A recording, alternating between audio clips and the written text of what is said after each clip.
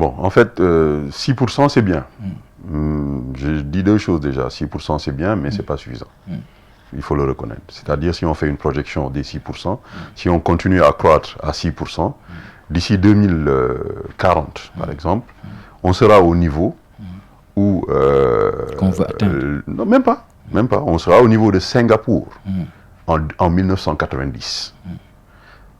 Je ne sais pas si vous voyez ce que je veux dire. C'est-à-dire le niveau de PIB que Singapour avait en 1990, nous on l'aura, si on croit à 6%, on sera à ce niveau en 2040. Donc c'est extrêmement lent. C'est très lent. C'est-à-dire si on veut réellement atteindre un certain niveau de développement dans notre pays, il va falloir qu'on puisse croître non seulement de manière beaucoup plus significative, mais de manière beaucoup plus soutenue également. On dit qu'on fait 6% durant ces dernières années, mais on fait sensiblement la même chose que le Burkina, on fait sensiblement la même chose que le Bénin, sensiblement la même chose que le Togo, et on fait moins que la Côte d'Ivoire. Donc il faudrait aussi que quand on fait des choses, qu'on puisse les placer dans un contexte. On est dans un contexte économique qui a été favorable durant ces 8 dernières années avant Covid. Donc on ne peut pas dire qu'on a fait quelque chose d'extraordinaire. Par contre, ce que je dirais, c'est qu'il y a des mesures quand même, avec le plan Sénégal émergent, il faut le reconnaître. Il y a des mesures structurantes qui ont été mises en place, c'est-à-dire la mise en place d'infrastructures de développement. Ces investissements-là sont bons. Mais, je veux dire, l'État, à un moment donné, s'essouffle. Parce qu'aujourd'hui, l'État veut financer l'emploi. L'État ne peut pas réellement créer de l'emploi à tout va. Regardez dernièrement ce qui s'est passé avec le PAP 2A et le programme Préundaoui. Quand l'État débloque 450 milliards, et pour le moment, moi, quand j'ai entendu la dernière fois le ministre de l'Emploi, il nous a parlé de 62 000 emplois à peu près. Mais 62 000 emplois, aujourd'hui, on a une population qui fait quoi? 70% de jeunes. Donc au moins, il y a 4 millions de jeunes qui sont sur le marché de l'emploi à attendre un peu qu'on leur trouve de l'emploi.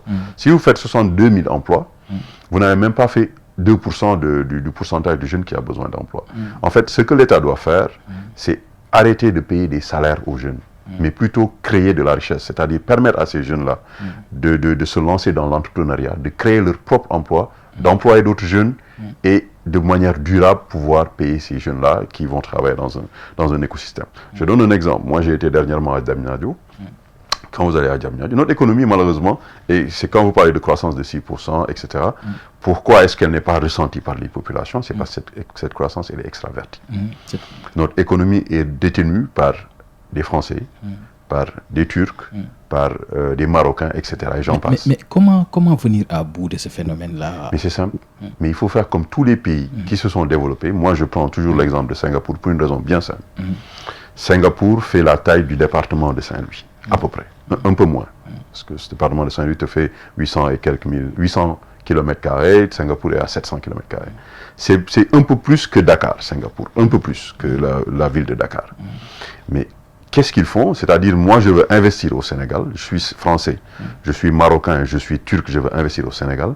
Je dois avoir un partenariat de manière obligatoire avec un local, avec un Sénégalais. Et il y a des Sénégalais qui ont vraiment cette expertise-là. Moi, je l'ai vécu dans le milieu des télécoms. Si vous voyez des sociétés qui viennent, qui travaillent et qui s'en vont, mais il y a de la valeur qu'ils prennent au Sénégal et qu'ils amènent chez eux.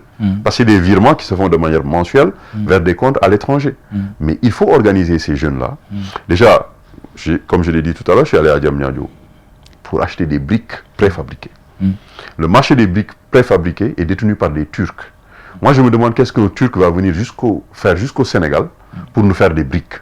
Je suis désolé, une machine à faire des briques avec un vibreur, mais on peut trouver quand même des GIE de jeunes à qui on donne des prêts de peut-être 10, 20 millions, qui se lancent, mais si vous leur donnez 3 ans, 4 ans, ils vous remboursent en 1 an. Et vous avez créé 10 emplois, 20 emplois, vous le faites à foison, avec tout le marché qu'il y a dans la construction au Sénégal, l'agro-business, il nous faut investir, l'État doit investir dans des secteurs qui ont une forte intensité de main-d'œuvre.